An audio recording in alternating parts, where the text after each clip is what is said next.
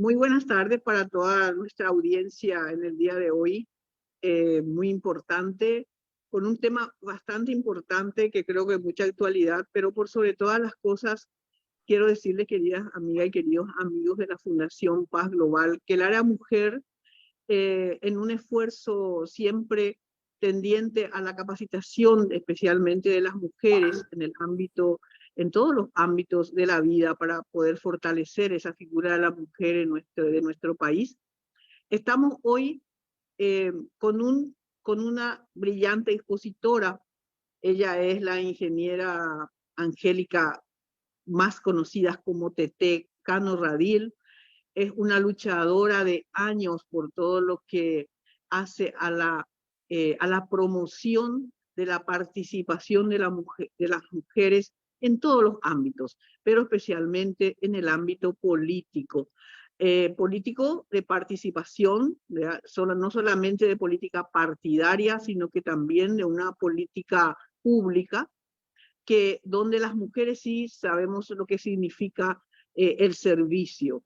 El servicio, pero en este mundo hay que hacerlo con inteligencia y tenemos que para eso capacitarnos. Y en esa mirada y en ese contexto estamos hoy con este tema que todos conocen, que es la incidencia, ¿verdad?, de la participación y desafíos que tenemos para incidir, para participar políticamente, y que esa participación política sabemos que va a fortalecer el sistema democrático de nuestro país y de cualquier país. Entonces, es un tema amplio, es un tema que se necesita mucho debate, pero siempre de alguna manera una mirada de una persona que tiene una trayectoria, pero digamos larguísima en ese esfuerzo, desde que se creó inclusive la Secretaría de la Mujer en Paraguay. Ella estuvo luchando para esa creación y también estuvo, digamos, ocupando un alto cargo en esa secretaría. Entonces es importante escucharla, la experiencia que tiene. Sabemos que están atentas y están aquí escuchándonos mujeres de otros países, muy agradecidas por eso, por seguirnos y por estar ahí escuchando, y esperemos que también esta experiencia o esto, digamos, estas ideas que nos va a dar Teté fortalezca o les sirva a ustedes en sus respectivos países. Muchísimas gracias desde ya. Muchísimas gracias, Teté, siempre por tu amable colaboración y sacás tiempo de donde sea para poder acudir a estos encuentros. Entonces, en este contexto de nuestro país, para los que están extranjeros, estamos en plena campaña y hay, digamos, elecciones tanto partidarias como nacionales próximamente. Entonces, este tema yo creo que en este momento es crucial entender un poco y seguir. Gracias, Tete, y te cedo la palabra. Gracias, María Esther. Muchas gracias a la Fundación Paz Global. Estaba viendo el video. Qué lindo, qué interesante, qué importante el trabajo que están haciendo en nuestro país, no solamente para las mujeres, sino también para la comunidad y para otros sectores sociales. Buenas tardes a todos y a todas. Ustedes, como saben, en nuestro país estamos en procesos electorales y los procesos electorales son grandes oportunidades para interpelar a la sociedad, a las autoridades, a los candidatos, revisar cómo estamos como sociedad y en este caso específico cómo están las mujeres como sociedad. Entonces, así como bien dijo María Esther, voy a buscar mi presentación. Hemos preparado una presentación de acuerdo a lo que me pidieron en la fundación para trabajar un poco el tema de la participación política de las mujeres. Como ustedes saben, las mujeres somos un sector todavía con ciudadanías restringidas, pero no son ciudadanías restringidas desde la perspectiva de las leyes, desde las normas, sino que son ciudadanías restringidas por un montón de obstáculos que estaban comentando, que ya existen algunas preguntas, algunas consultas, de que por qué las mujeres no tenemos iguales oportunidades que los hombres. Nosotros sabemos que la Constitución del Paraguay del año 92 garantiza la igualdad real y efectiva y la no discriminación. Sin embargo, las normas conviven todavía con pautas culturales y prácticas que limitan la igualdad y los refuerzan en lugar de subordinación de las mujeres en la política. Estas medidas que buscan promoverlas pueden provocar reacciones adversas y efectos no deseados como la intensificación de la violencia política. Ustedes saben que en nuestro país hemos presentado un proyecto de ley, en ese sentido las senadoras que están en el Congreso, casi todas las mujeres senadoras están acompañando un proyecto de ley que tipifica y penaliza la violencia en la esfera pública de la política, la violencia de género. En las elecciones municipales hemos visto con mucha preocupación cómo mujeres candidatas han sido víctimas de esta violencia de género. Es un problema bastante importante, como uno de los obstáculos, cuando preguntaban cuáles son los obstáculos para que las mujeres puedan tener una real y una igualdad efectiva, como dice la Constitución, una de esas barreras, de esos obstáculos, es la violencia de género, no solamente en la esfera pública, sino también en la esfera privada. Y también vemos con preocupación que el avance es lento y que también podemos tener riesgos y retrocesos. Sobre todo en nuestro país estamos inaugurando un nuevo código electoral en el cual se va a implementar el desbloqueo con una opción preferencial. Si bien el cupo de 20% sigue estando en las listas primigenias, cuando se vote y se desbloquee y se elija una opción, las mujeres corremos el riesgo de que vayamos hacia el final de las listas, que es un tema que lo voy a desarrollar un poquitito más adelante, pero sí también es una barrera importante. Entonces, esto que decía María Esther, de juntarnos las mujeres alrededor del fogón, del fuego, juntarnos para pensar cuál es nuestro objetivo en este conversatorio, aumentar espacios de poder para que las mujeres en las próximas elecciones, como estrategia para el fortalecimiento del sistema democrático en el Paraguay. Somos conscientes que una democracia que excluye a las mujeres no es una democracia de calidad. Y no solamente la Constitución del Paraguay garantiza la igualdad real y efectiva, sino que la Constitución también habla de una democracia participativa, pluralista y representativa. Entonces nosotros tenemos el desafío de impulsar estos nuevos liderazgos de mujeres como agentes de cambio, porque sabemos que la política, el poder en nuestra sociedad está generando grandes cuestionamientos y grandes crisis. Por eso pensamos que las mujeres hoy son actores importantes. Entonces, para conocer el problema, yo siempre cuando trabajo los temas de mujeres y los temas de la sociedad y los temas de representación política y de sistemas democráticos, digo, ¿y cuál es el problema? ¿Por qué las mujeres no llegan a los espacios de poder? ¿Qué les falta? Que también fue una pregunta que arrimaron. Entonces empecemos a investigar el problema. Y uno de los primeros elementos que aparece en el análisis político es el orden de género, el sistema de género. Es como una cancha desnivelada, en donde todavía hay una hegemonía, hay un espacio de poder político masculino hegemónico y un emergente poder femenino que somos las mujeres como actoras, como ciudadanas, que estamos emergiendo en el escenario de la política y del poder político. Entonces este sistema se lo conoce como sistema patriarcal. Es importante ponerle los nombres a las cosas. La palabra es muy importante, porque este tema del sistema patriarcal no es una novedad nuestra, ni de Paraguay, ni de estos tiempos. Esto viene de la historia. Tiene siglos, y si quieren milenios, donde las sociedades de las mujeres siempre estuvieron subordinadas al poder, en este caso político que estamos hablando, de los varones.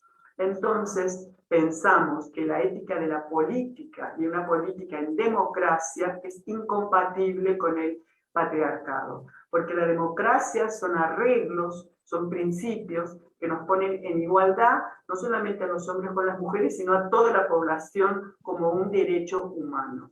Entonces les comparto a Mafaldita cuando dice, lo malo de la familia humana es que todos quieren ser el padre. Y me parece tan fantástico este dibujito de Quino, porque realmente todos quieren tener poder y todos quieren tener privilegios. También es importante hablar, cuando hablamos de la parte del problema, es que se ha diferenciado lo público y lo privado, dentro de los cuales se identifica que la forma opuesta lo masculino con lo público y lo femenino con lo privado. Del encierro de lo privado, donde hemos estado las mujeres por siglos, a la participación en lo público, en el trabajo, en la política, en la cultura y en la sociedad, es el desafío de hoy. Los hombres históricamente se han dedicado a la política y las mujeres históricamente se han dedicado al hogar, a lo doméstico y a lo privado. El espacio público siempre fue hegemónicamente masculino y es el de reconocimiento de la política y de la economía y de la ciencia. Y por el contrario, las actividades que se desarrollan en el espacio privado son femeninas, son menos valoradas, tienen menos reconocimiento social, cultural y, por supuesto, menos reconocimiento político. Mujeres de todo el mundo, mujeres de distintos orígenes, de distintas culturas, están buscando la igualdad en el mundo. Habrán visto lo que pasa en Irán.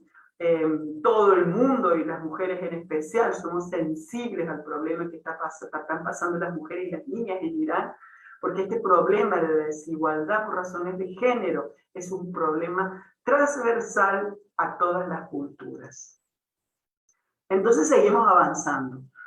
Los hombres han tomado la política como exclusivamente de ellos. Es el espacio natural donde ellos se mueven.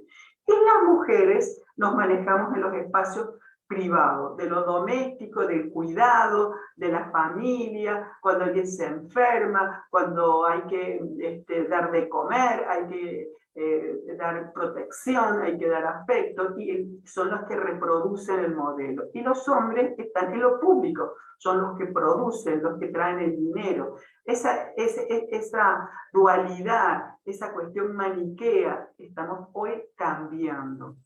Hay una historia de por qué las mujeres salen a la esfera pública, y esto se vio mucho en las guerras. Cuando en las guerras los hombres se fueron a pelear al frente de batalla, las mujeres tuvieron que salir a trabajar. Y las mujeres tuvieron que ser no solamente reproductoras, sino productoras de los recursos y de los bienes y de los materiales y de los recursos económicos. Primera y Segunda Guerra Mundial en Europa. Y ahí empieza ya el proceso de romperse eso tan duro que teníamos, que las mujeres no salían de la casa y no salían a buscar recursos. Les comparto algo que me encantó de la Odisea de Homero, donde dice: «Mas vuelve ya a tu habitación, ocúpate en las labores que te son propias, el telar y la rueca, y ordena a las esclavas que se apliquen al trabajo, y de hablar nos cuidaremos los hombres, y principalmente yo, cuyo es el mando en esta casa». La Odisea de Homero. Realmente ahí está el simbolismo de lo que es la división sexual del trabajo. La mujer en la casa, con sus temas propios, el telar, la rueca, cuidar a las esclavas, y los hombres hablando y cuidando las cuestiones del poder y de la política. Aristóteles, en el año 384 a.C., decía: ¿qué es la política? Y la política, para Aristóteles, era la preocupación en cuanto a la felicidad colectiva de la polis. Pero nosotros nos preguntamos hoy, ¿quiénes formaban la polis en el 384 a.C.? Obviamente la polis no eran las mujeres, pero tampoco eran todos los hombres. La polis era un grupo reducido de élite que tomaban las decisiones en la comunidad, desde los griegos, los romanos. Eran los hombres que leían y escribían, eran los hombres que tenían estatus, eran los patricios, tenían propiedades, tenían esclavos, y esos eran los que tomaban todas las decisiones y eran los que crearon la democracia. La democracia griega y romana, donde se juntaban en el Senado, eran una élite de hombres que nunca se cuestionaron, por supuesto, que las mujeres no eran parte de esas decisiones, pero este era el concepto de democracia que con el tiempo fue incorporando a nuevos actores. Sin hacerla muy largo, yo siempre quiero comentar la Revolución Francesa, donde el pensamiento ilustrado de la época decía que las mujeres eran irracionales, que eran sentimentales, que eran emotivas, y que los hombres eran los racionales, y los hombres eran los que podían tener los derechos. Y viene la gran revolución de 1789, donde iguala a los hombres varones. La Declaración de los Derechos del Hombre y del Ciudadano hace una abolición de todos los privilegios de la nobleza y de los reyes, empiezan las primeras repúblicas, y este es el comienzo del Estado moderno, como hoy lo conocemos. Obviamente, cuando en el colegio y en las escuelas y en los libros nosotros estudiamos la Revolución Francesa, libertad, fraternidad, igualdad, nadie dice, nadie cuestionó que en esa Revolución Francesa la igualdad no era para las mujeres, la igualdad era solamente para los varones. Entonces, fue realmente una gran revolución, la Revolución Francesa, porque entran a la polis de la democracia todos los hombres. Ya no hay reyes, no hay príncipes, no hay condes, no hay, todos son iguales ante la ley. Es un gran paso para las sociedades, pero sabemos que este gran paso, la Revolución Francesa, el concepto de igualdad, no incluía a las mujeres. Los filósofos de la Ilustración consideraban a la razón y a la igualdad como cualidades intrínsecas al hombre, no hacia la mujer. El concepto de igualdad no era para la mujer, era para los hombres eran iguales. Esa fue la premisa de la Revolución Francesa. En consecuencia, la política se delimitó como un ámbito absolutamente masculino, y estos son el comienzo, el génesis de los estados modernos, actuales, con los cuales se justificó la exclusión de las mujeres, bajo el supuesto de la imposibilidad femenina para concebir, discernir ideas y normas morales necesarias para orientar su comportamiento. Obviamente que trajo como reacción la Revolución Francesa movimientos de mujeres que lucharon por ese reconocimiento legal y por esa inclusión en la democracia de las mujeres, y sale el movimiento sufragista que abrió las puertas a las mujeres a la vida pública y a la vida política. Nuestro país en el año 1961 votamos por primera vez. Muchísimas mujeres nacimos sin esos derechos, civiles ni también políticos, porque la igualdad de la ley todavía no estaba recién en el año 92. Entonces, ahí aparece lo tan importante para la historia de la democracia y de las mujeres, que las mujeres empiezan a pelear por el voto, que es el derecho a acceder y a participar en la dirección de los asuntos públicos.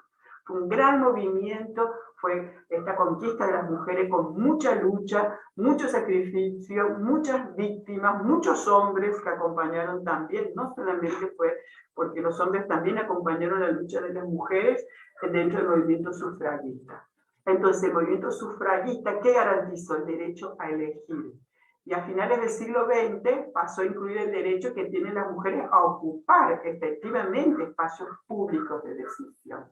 Entonces, el proceso de ir incluyendo a las mujeres en la democracia, en los espacios públicos, en los estados, empieza en el siglo XX, y en el siglo XXI, donde las mujeres, que son las nuevas invitadas, ahora exigimos desarticular las desigualdades y los obstáculos y ser electas y estar en los espacios de decisión, no solamente votar, sino que nos voten.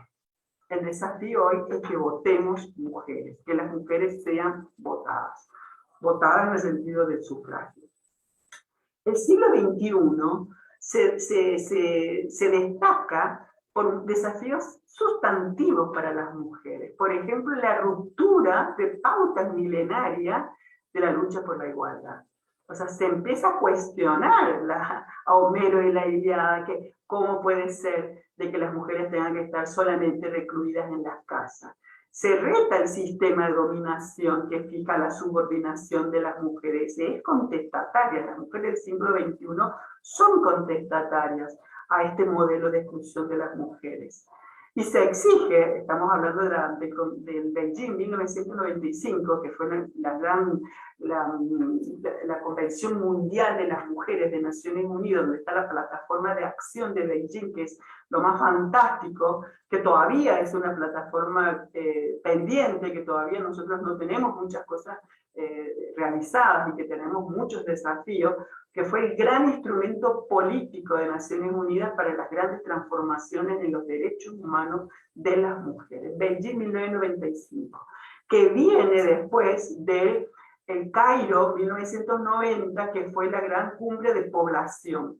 Y en la del Cairo del 90, que fue de población, cuando se empiezan a comparar datos estadísticos de trabajo, de representación política, de violencia, de salud, de estudio, ahí se ve la gran brecha que hay de desigualdad entre hombres y mujeres, y por eso Naciones Unidas convoca en Beijing en el 95 la gran convención de los derechos humanos para las mujeres.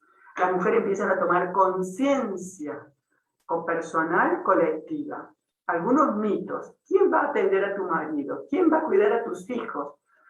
Que las mujeres tienen que estar en la casa. Esos fueron las grandes rupturas de las pautas. Mi marido está orgulloso y apoya mi participación política, decimos las mujeres. Compartimos las tareas domésticas entre los integrantes de la familia. La mujer es un agente de transformación en la política. Más mujeres en la política es en la urgencia de la democracia. Entonces aquí ya vemos que en el siglo XXI estas pautas de que el hombre está en la vida pública y la mujer en la vida doméstica se empiezan a cuestionar, a romper, y las mujeres empiezan a acceder a espacios de decisión y a ser votadas. Otro gran desafío es la educación para la libertad y la igualdad para las niñas, porque vamos a tener mujeres ciudadanas y empezamos a cambiar la educación de nuestras niñas. Cerrar la brecha de sueños, yo digo, de las niñas. ¿Qué es cerrar la brecha de sueños de las niñas? Cuando una niña tiene 5 años y dice, quiero ser presidente de la República, no tenemos que decir, no, la política no es para las niñas. O si la niña quiere ser científica, o si quiere ser ingeniera o astronauta. Entonces nosotros tenemos que alentar a nuestras niñas, porque a los 5 años ya le preguntan, ¿qué quiere ser cuando sea grande? Y ellas tienen que tener el mundo abierto para soñar todo lo que ellas quieren en libertad. Eso es cerrar la brecha de sueños. Los niños y las niñas tienen que tener los mismos sueños en libertad y en igualdad. Por eso es tan importante la educación a las niñas en estos nuevos valores, para tener mujeres ciudadanas que tengan autoestima y que tengan empoderamiento. También tenemos que trabajar mecanismos que perpetúan la desigualdad. Quiere decir nivelar la cancha. La cancha entre hombres y mujeres sigue siendo una cancha desnivelada. ¿Cuáles serían estos mecanismos? Por ejemplo, las acciones positivas, que fueron los cupos para las mujeres. Mecanismos de género en el Estado, como el Ministerio de la Mujer, que es el rector de las políticas públicas de igualdad. Los estados tienen que implementar políticas públicas para nivelar la cancha de desigualdad. También tenemos que trabajar el tema de la violencia. Este es un gran obstáculo. Mientras más avanzamos las mujeres, parece ser que más violencia hay. Vemos violencia, la ley tipifica 15 casos de violencia, la ley 5.177 del año 16, que fue un proceso de trabajo espectacular, no solamente de las parlamentarias y parlamentarios, sino de toda la sociedad y de los grupos de mujeres. Vale la pena que se le dé mucha más difusión a la ley de violencia, porque todavía hay muchísimos casos de violencia que no son denunciados ni registrados. Y termina, como ya sabemos, en feminicidio, que es otra forma de violencia en el último grado cuando cuesta la vida a las mujeres. Estos mecanismos de género como políticas públicas son muy importantes. Hay que darle más presupuestos al Ministerio de la Mujer y a los mecanismos de género del Estado. Todo el Estado tiene que transversalizar para poder ejecutar políticas públicas para la igualdad. Y por supuesto, el gran desafío de la participación social política en espacios y de redes. Nosotros hemos visto cómo las conquistas importantes en nuestro país se lograron a partir del trabajo de las mujeres organizadas en espacios como redes, como círculos, como por ejemplo Área Mujer de la Fundación, estos espacios donde se debate, se concientiza, se generan estrategias, se hacen lobbies, cabildeos, se cuestiona el modelo, son fundamentales para empezar a tener mayores mecanismos y políticas públicas. Y la cereza de la torta sería la ley de paridad. Nosotros tenemos que terminar nuestros procesos de democracia con una ley de paridad. La ley de paridad no es otra cosa que un nuevo pacto entre hombres y mujeres, como fue la Revolución Francesa, que igualó a los hombres entre sí, la paridad es una nueva alianza en la democracia, un principio de la democracia que va a igualar a los hombres con las mujeres en forma paritaria. Es muy interesante el pensar que cuando nosotros vemos otro país y a los que están participando de otros países vecinos, ¿cómo está un país? Y el test de democracia es la cantidad de mujeres en espacios de decisión. Esto es una gran evaluación que no solamente lo hacemos nosotros, lo hacen también los organismos internacionales cuando van dando apoyo a los países y dicen vamos a dar a las mujeres, vamos a dar al medio ambiente. ¿Por qué? Porque es la medida de la calidad de la democracia. Hay un refrán que dice, sin mujeres no hay democracia, sin mujeres no.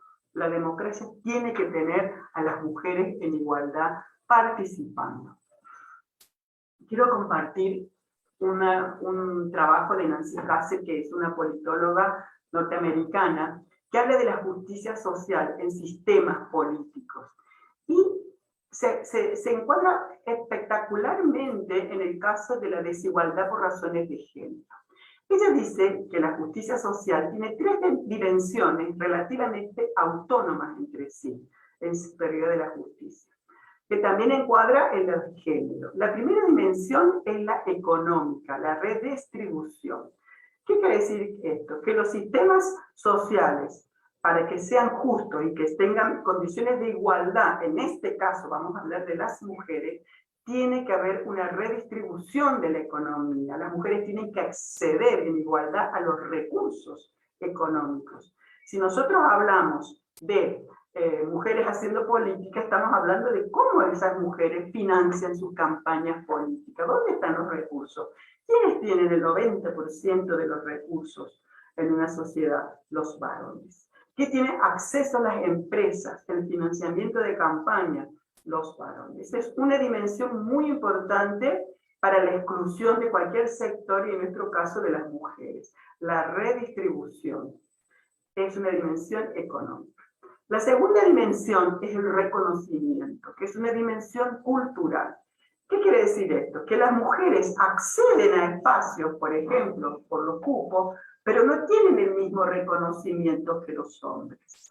Decía Ramonita Mendoza, la primera gobernadora del departamento de Concepción, en una reunión de gobernadores, en Paraguay tenemos 17, que cuando ella se paraba en el foro de todos hombres gobernadores y ella decía algo, nadie le escuchaba, a nadie le importaba.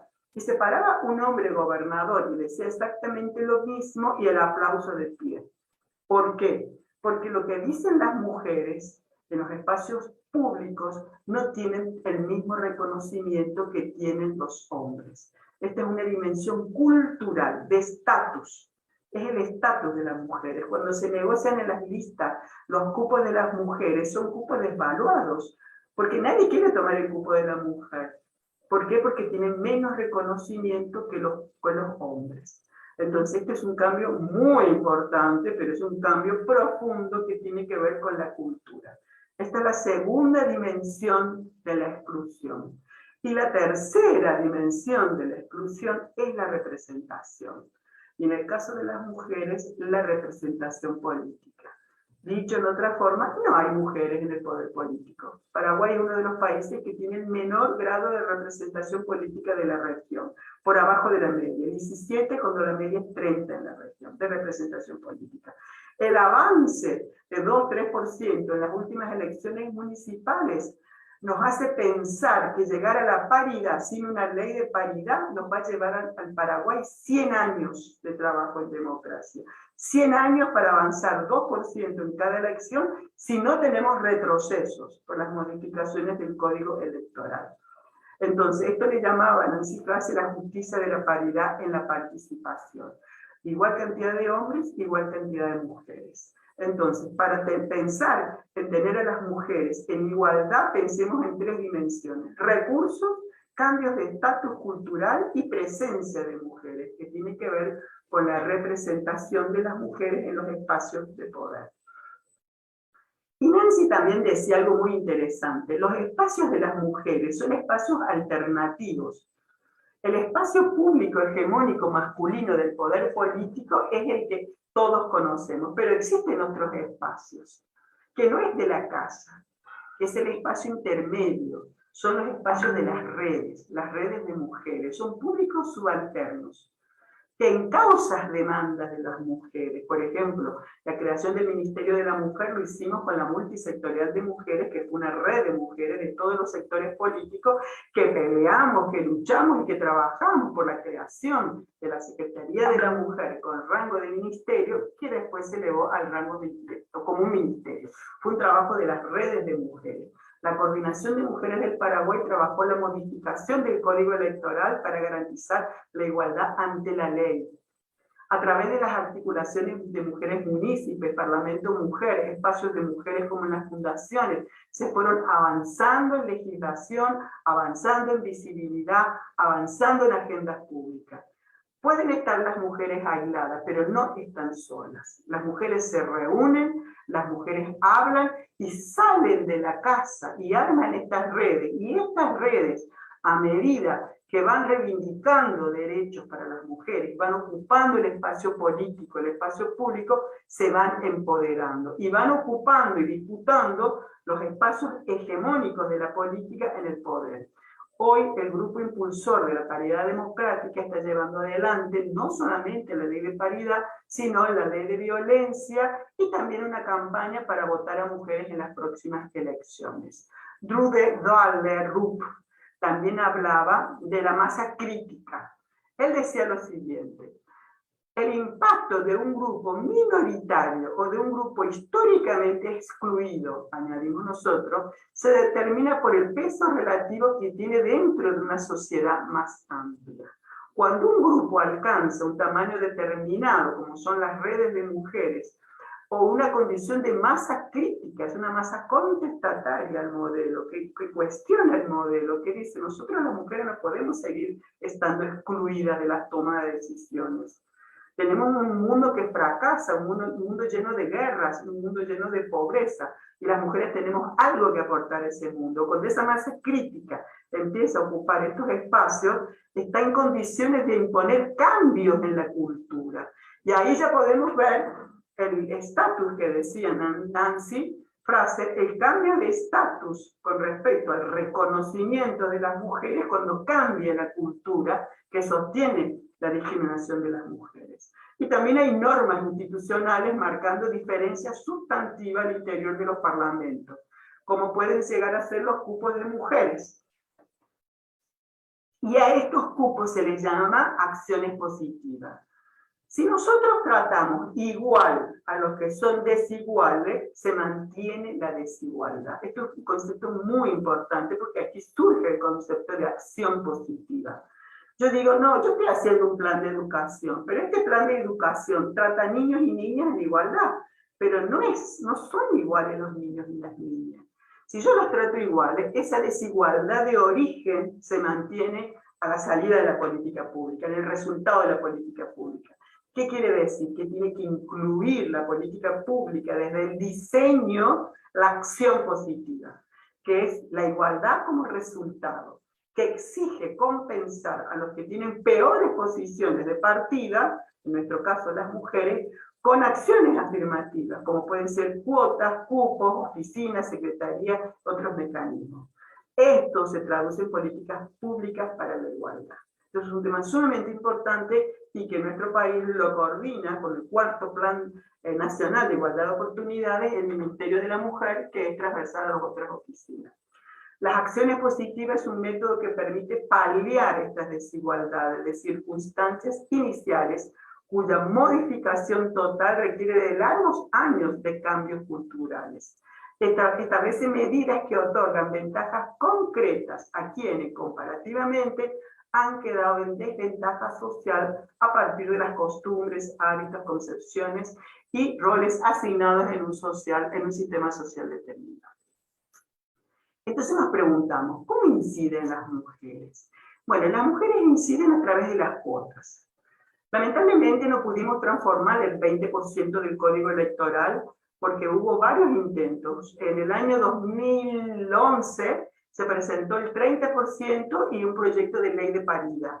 Y los votos se dividieron, el 30% en el de paridad, no hubo un acuerdo, un error de estrategia y seguimos teniendo un 20%. Ahí nosotros tuvimos un error en la estrategia en el cabildeo, pero nosotros sabemos que las cuotas han garantizado a las mujeres una presencia mínima que se ha utilizado siempre como techo, siendo en el diseño de la acción afirmativa de la cuota el piso de la representación. La paridad es otra herramienta importante, que es el nuevo contrato social para una igualdad real y efectiva, como dice la Constitución Nacional del Paraguay. Es un principio de la democracia y también es un mecanismo para cargos electivos, mandatos en organizaciones políticas y sociales. No es una cuota de 50%. Esto es muy importante aclarar. No es una cuota, es como si fuera la Revolución Francesa de los hombres, que igualó a todos los hombres. Nosotros queremos implementar un nuevo acuerdo, un nuevo pacto, un principio de la democracia plural y participativa que tiene que ver que todo sea 50 y 50, un hombre, una mujer, un hombre y una mujer, sobre todo en las listas de la representación política en las próximas elecciones. También una forma de incidir el fortalecimiento de los liderazgos femeninos. Todas las transformaciones tenemos que saber que son impulsadas por liderazgos. En este caso, mujeres que tienen que fortalecer su capacidad de incidir y de generar transformaciones. Y las formaciones de redes, que hablamos recién, que es la apropiación de la esfera pública en construcciones genéricas de estos espacios que garantizan los derechos para las mujeres. Yo hice unas cuantas listados de parte de mi experiencia, porque trabajé en muchas redes de mujeres y ahora estamos trabajando en el grupo impulsor de la paridad democrática, algunas características que tienen estas redes de mujeres. En estas redes de mujeres, los participantes, que también puede haber hombres, en esta arena discursiva, identifican con más facilidad el entramado y estructuras sobre las que se producen las formas de exclusión en contextos participativos. O sea, cuando nosotros nos juntamos en espacios de mujeres con pensamiento crítico y trabajamos las diferencias y los obstáculos, identificamos exactamente cuáles son los mecanismos y las formas que nos excluyen. Por ejemplo, reuniones a las 3 de la mañana, mujeres que tienen responsabilidades domésticas, cuidados en la casa, hijos, no pueden estar hasta las 2, 3, 4 de la mañana en reuniones porque evidentemente van a tener tensiones después en los hogares. Entonces, cuando las mujeres salen, los hombres se quedan y deciden de nuevo las decisiones de las listas, y muchas veces las mujeres han llevado con grandes sorpresas. Cuando se presentan las listas ya las han bajado o las han sacado. Los contrapúblicos que decía Nancy también son estrategias reflexivas, pero muy importantes para diseñar innovadores arreglos entre estos espacios sociales. También las redes de mujeres posicionan a las mujeres. Mujeres que están en el grupo impulsor tienen una gran posibilidad de ser posicionadas en los medios, en las demandas, porque tienen un respaldo de conocimiento de estas redes. Y también posicionan a los espacios. Nosotros posicionamos muchas redes y muchos espacios políticos de mujeres con demandas de derechos de igualdad. Avanza en la agenda pública de igualdad, esto que estamos haciendo hoy nosotros, estamos avanzando en la agenda pública de igualdad, y también fortalecen y reconocen estos nuevos espacios públicos. Construyen alianzas plurales, colectivas e individuales, por encima de las diferencias partidarias.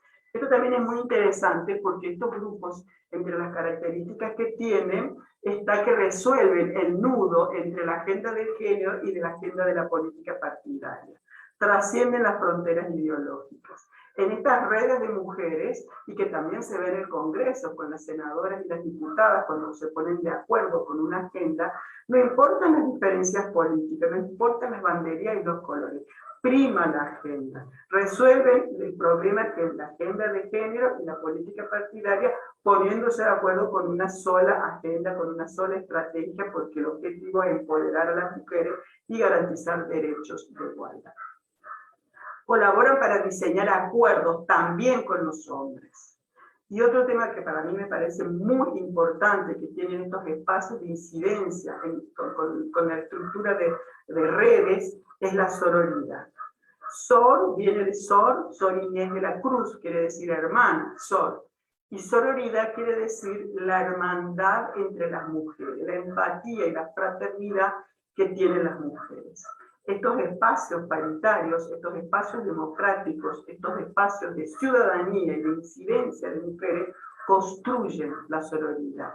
Es un mito que las mujeres no son solidarias entre sí. Esto también es una cuestión construida por un modelo muy masculino de trabajo. Los hombres entre ellos tienen grandes alianzas y las mujeres también. Y si no las tenemos, las construyamos en estos espacios. Tenemos que ser empáticas y tenemos que ser solidarias y tenemos que construir la sororidad entre mujeres. Facilita la suma de líderes de opinión, porque son más visibles. Entonces en la agenda pública, en la agenda mediática, en la agenda de comunicación y en los líderes de opinión se ven las agendas de mujeres y se visibiliza el problema de las mujeres y las estrategias de las mujeres para incidir en modelos democráticos y de igualdad.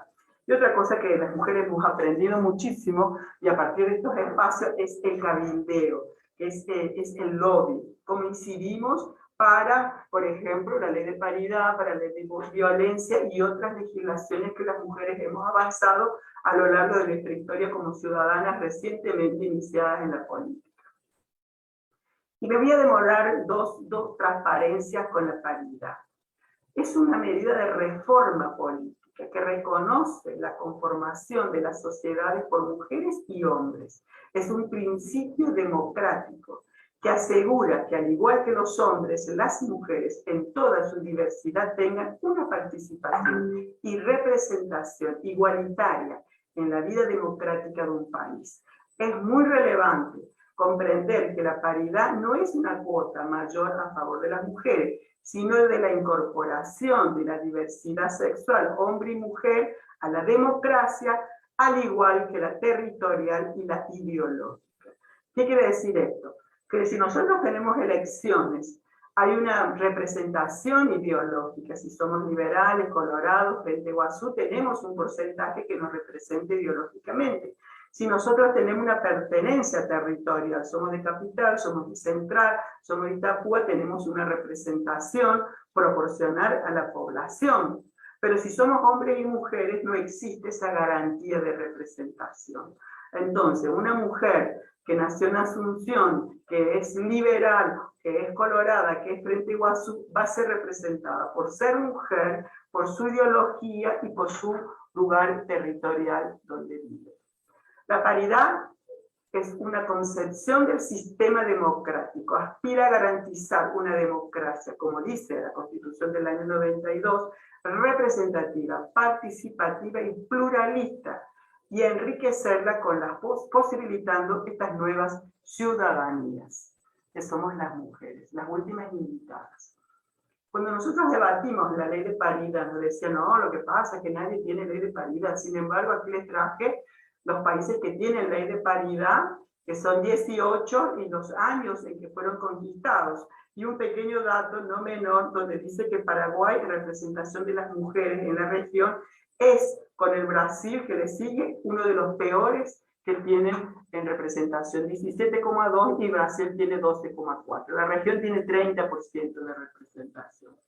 Aquí traje un acompañamiento de fotos de cuando se presentó la ley de paridad, donde se puede apreciar que no solamente estaban de la sociedad civil, todos los partidos políticos representados, del Ministerio de la Mujer, y ahí en la plaza movimientos sociales de todos los colores apoyando y exigiendo la paridad como una condición de la democracia.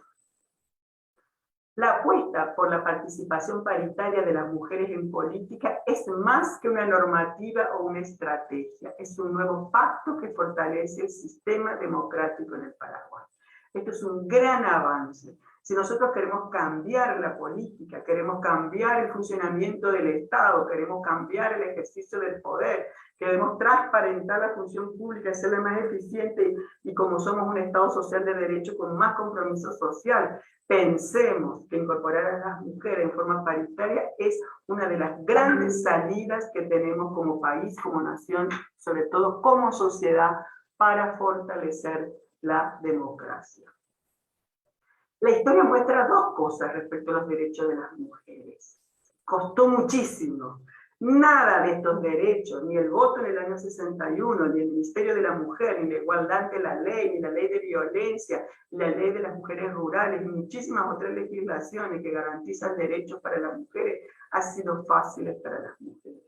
No es fácil ser mujer, y no es fácil ser mujer y hacer política. Esto costó muchísimo a las mujeres y a organizaciones de mujeres que se amanecían haciendo vigilias en la calle. Yo me acuerdo que yo marchaba con mis 2 hijos pequeñitos para la creación del Ministerio de la Mujer por las calles, estando mi esposo y mi hermano como diputados, y nosotras las mujeres, las esposas, las hermanas, en la calle con nuestros hijos, peleando por la creación del Ministerio de la Mujer. Todo nos costó a las mujeres. Es muy fácil perderlos. Son cosquitas que siempre están amenazadas. Y hoy sabemos que hay todo un discurso de antiderecho para las mujeres, y no olvidemos que esto es un derecho humano fundamental.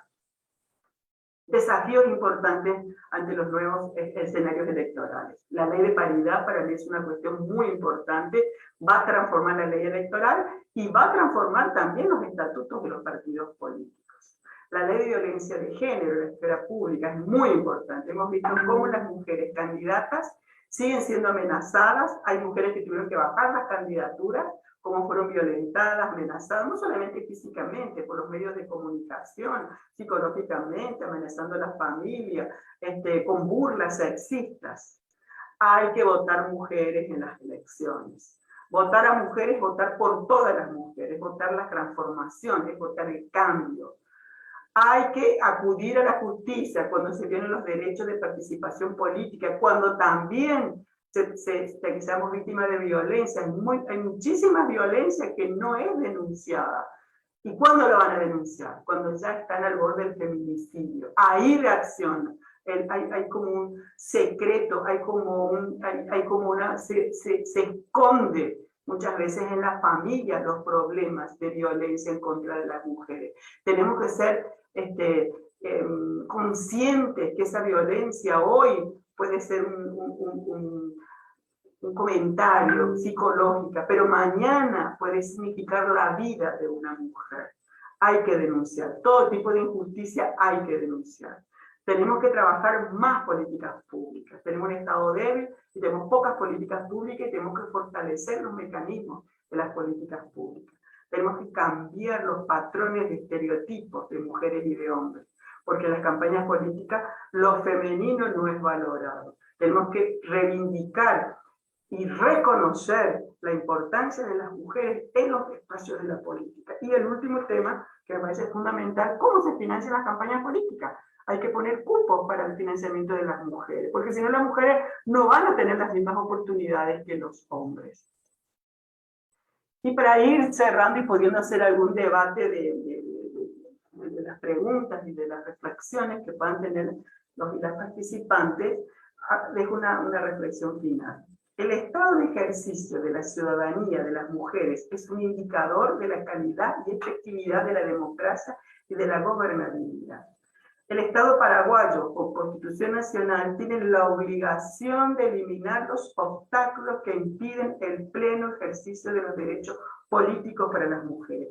Esto es una cuestión absolutamente revolucionaria, absolutamente trascendente. Nosotros tenemos que ser conscientes que hay un mandato constitucional para eliminar los obstáculos.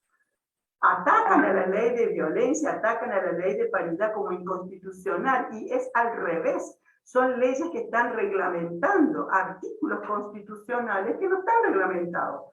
¿Cómo se reglamenta la igualdad real y efectiva? Con una ley de paridad que obligue las listas por hombres y mujeres.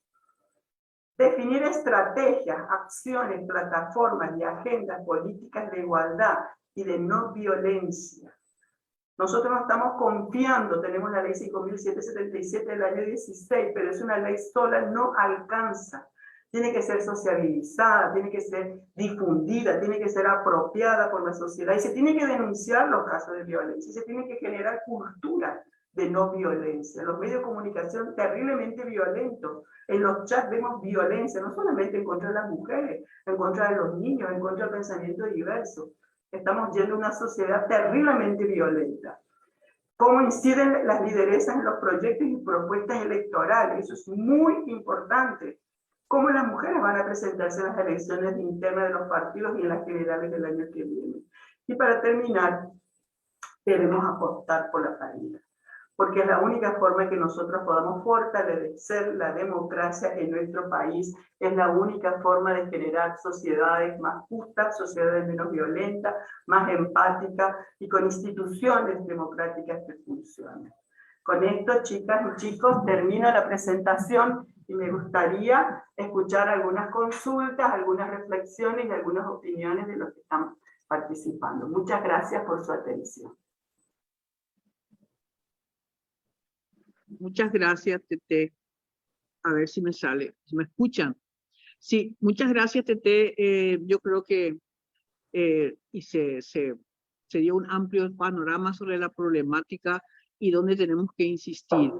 Y yo te traslado algunas de las preguntas que sé que de alguna manera se respondió, pero si se puede ser más puntual. Bueno, ¿qué hacemos ante esto? ¿Cuál es tu idea de cómo podemos hacer para que realmente esto se vaya concretando en esas reflexiones finales? Bueno, ¿cómo hacemos para que las leyes se cumplan, para que se reglamenten, para que, cómo nos organizamos? Yo me quedo con lo de las redes, pero bueno, eso a lo mejor no basta. Entonces, puntualmente, una de las cosas que hacemos para mejorar nuestra participación, cómo tiene que estar la mujer, cómo tiene que prepararse y que algún mecanismo, digamos, práctico para ir logrando esos espacios para que se cumplan y para que se vayan realizando esas leyes que muy bien lo explicaste y el tema de la paridad, por supuesto. Bueno, sí, las redes yo también, María Esther, coincido contigo. Los grandes avances, las grandes conquistas de nuestro país hemos realizado las mujeres con redes. No solamente redes de mujeres, también con hombres. Eso es muy importante. También tenemos que saber elegir en las próximas elecciones, María Esther. Tenemos que escuchar atentamente. Los procesos electorales son oportunidades para que la sociedad elija mejor.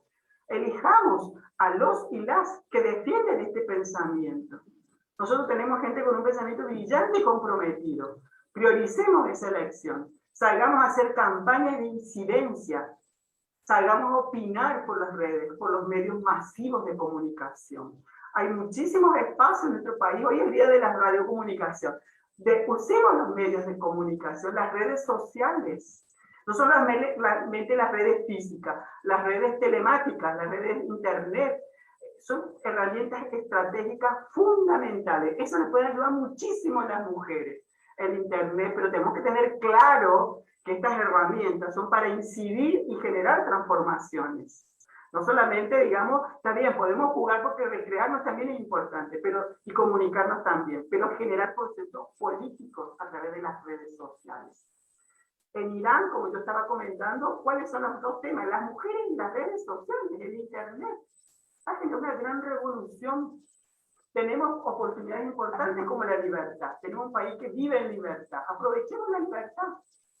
Salgamos a manifestarnos. Cuando no nos guste algo, no nos callemos. El silencio, el miedo. Tenemos que romper el silencio, romper el miedo. Difusión de esta legislación. Difusión de esto. Hagamos audiencias públicas en el Congreso. Ustedes saben que el Congreso es una caja de resonancia. Está abierto. Toquemos las puertas, por ejemplo, accedemos a la senadora Elina Samaniego, hagamos audiencias públicas para que se difunda la legislación, apoyemos la ley de paridad, apoyemos la ley de violencia para la política, difundamos la ley de violencia doméstica y violencia integral. Tenemos muchísima legislación, golpeemos las puertas los y las concejales, que son los que están más cerca del poder político territorial. Nos reunamos con las comisiones de padres en los colegios. Son todos espacios de participación. O sea, exhortemos a la participación comprometida. Fortalezcamos liderazgos de mujeres. Vayamos a los partidos políticos. Yo no digo cuál, vayamos a cualquiera. Pero hagamos política. Decía Paul Freire, el gran educador del Brasil, que seguro como gran educadora lo conocen, cuando le preguntaron a los educadores del Brasil, ¿cómo cambiamos el Brasil? Hagan política, cambien las leyes, cambien la representación. Mirá, apreciados compañeros y compañeras, hay un mundo para ganar para las mujeres. Salgamos de nuestras casas para tomar ese mundo que se nos privó por siglos y lo transformemos. Y lo transformemos. Tenemos que tener claro lo que queremos. Un mundo mejor sin violencia. Muchas gracias, Tete. Yo acotaría ahí algo, ¿verdad? Y Sí. que me parece genial lo que dijiste. No tengamos más miedo.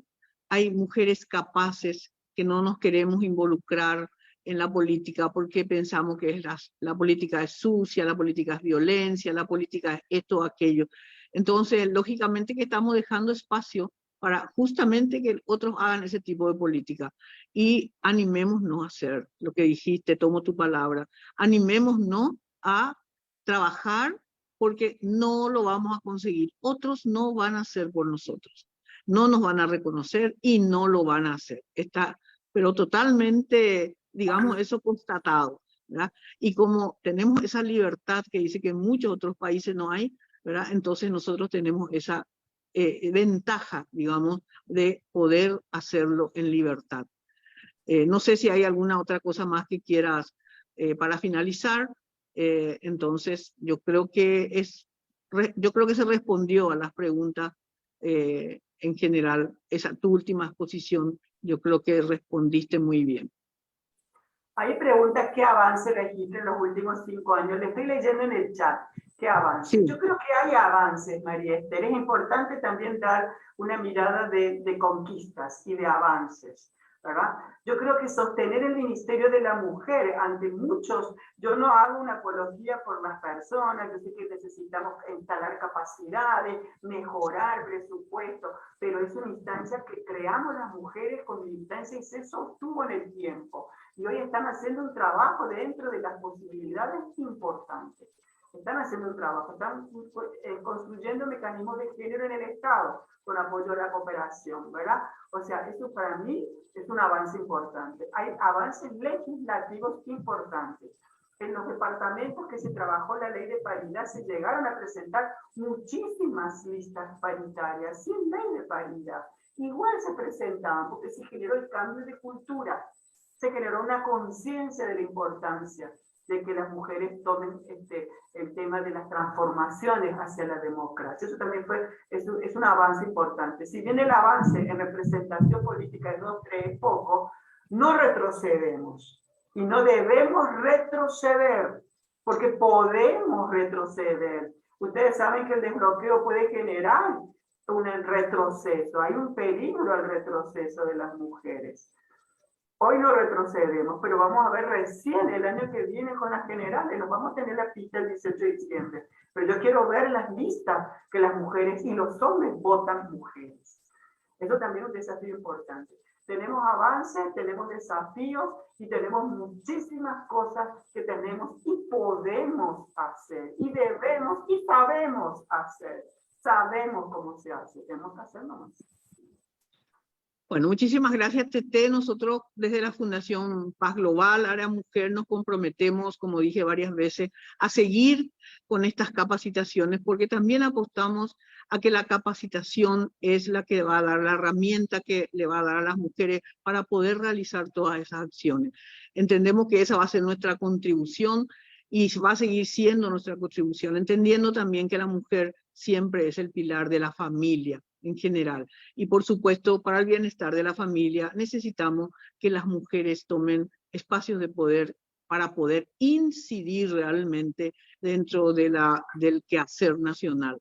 Muchísimas gracias a todos por la presencia, por escuchar, y que siempre vamos a estar atentos. Y de hoy en más, por el tema o por el momento que estamos viviendo, vamos a ir trayendo a otras exponentes, mujeres capaces, brillantes como Tete, que nos ayuden para poder ir visibilizando nuestras acciones y poder, vuelvo a insistir, a incidir sobre la política paraguaya.